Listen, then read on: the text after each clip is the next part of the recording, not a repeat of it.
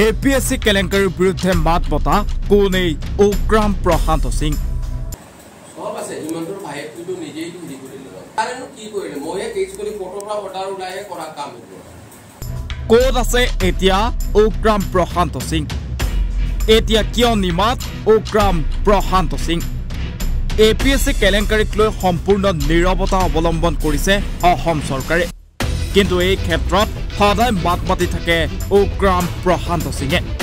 কিন্তু এতিয়া APSC কেলেংকাৰীৰ সকলো তথ্য ফাদিল হোৱাৰ পিছতো কোনো প্ৰতিক্ৰিয়া নাই সিঙৰ এইজন উগ্ৰাম প্ৰশান্ত সিঙে বৰ্তমানে কোনো ধৰণৰ মাত মতা পৰিলক্ষিত হোৱা নাই এতিয়া তেওঁ কেৱল ব্যস্ত APS IASৰ বাবে কোচিং দিয়াত ৰাজগড়ৰ এটা সৰু কোঠালিত টপাৰ্স সাৰ্কল নামৰ এটা কোচিং সেন্টাৰ খুলি শিক্ষাৰ নামত ব্যৱসায় চলাই আছে তেওঁ আগতে শিক্ষাৰ নীতিত চলা ব্যক্তি আছিল তেওঁ কিন্তু এতিয়া নিজে শিক্ষাৰ নামত ব্যৱসায় চলাই আছে কিয় হঠাৎ স্তব্ধ হল তেওঁৰ নীতি আদৰ্শ ৰহস্যজনকভাৱে APSCৰ বিসংগতিৰ একোটা তথ্য ফাদিল হৈ থকাৰ পিছতো মাত মতা নাই উগ্ৰাম প্ৰশান্ত সিঙে কামটা কই লাভ নাই APSC এতিয়াও কেলেংকাৰী চলি আছে স্টাইলটো এটা বৰ স্টাইলটো লাগে APSC পাতি UPSC যে বড় যদি হয় বস্তুটো আগতে জানিব পৰীক্ষা পাছ হোৱাটো একো ডাঙৰ কথা নহয় যদি লৰাটো যদি জনা হৈ যায় এনে পৰীক্ষাটো পাছ কৰি দিব আৰু পৰীক্ষাটো যদি পাছ নহওঁতো জীৱনৰ কামৰ আহিব বা পৰীক্ষাটো দিব বিচাৰা নাই তো নিদিবও পাৰে কিন্তু বস্তুটো কি আছে পৃথিৱীখন কেনেকা আছে তলকচোন মানুহ এটা নিউজত বজাই আছে IIT টো বহুত ভাল একো ভাল নহয় IIT কোনোবাই ড্ৰোন উলাই গলে অলপ মডিফাই কৰিবলৈ ইয়াটো তেনেকা পথাৰত পেলাব পাৰে হেনে ধৰণৰ ইনোভেটিভ এটো ইনভেনশন নহয় যিটো আমেৰিকাত যিটো হাৰ্ভাৰ্ড ইউনিভাৰ্চিটি যেনে ধৰণৰ ৰিচাৰ্চ লেভেলত হয় আপুনি কিহত কৰিছিল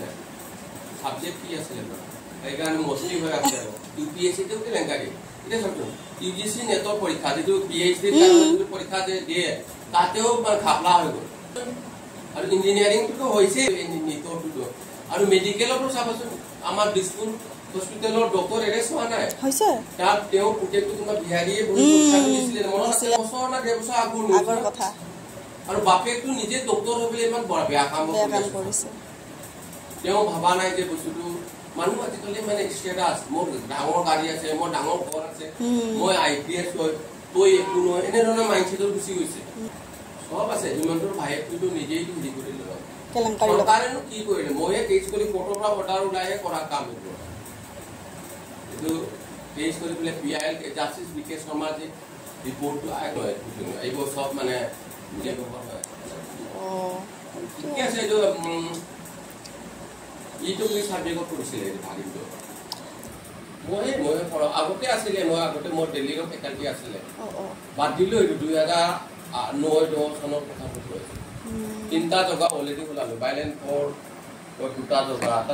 আৰু লকডাউনৰ সময়ত এইটো যে ডাঙৰ হলটো মানে হেৰি হ'ল কিবা পুতেকটো কিবা কৰিব বোলে হঠাৎ খালী কৰিবলৈ কাৰণ এইটো ঘৰটো চোৱা হোৱা নাই এই লৈ সৃষ্টি হৈছে বিশেষ ৰহস্য news desk report any Bharat 24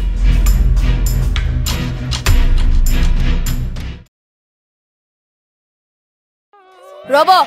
আপুনি যে এটা অপৰাধ কৰিবলৈ গৈ আছে আপুনি জানেনে এই নাবালিকা গৰাকীক এতিয়াই বিয়াত বহুৱাটো যে এটা অপৰাধ আপুনি জানেনে অপৰাধ কেনেকৈ